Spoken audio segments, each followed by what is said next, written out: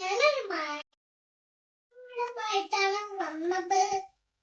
ചിങ്ങം, കന്നി, തുലാം, വൃശ്ചികം, ധനു, മകരം, കുംഭം, മീനം, മേടം, ഇടവം, മിഥുനം, കർക്കിടകം.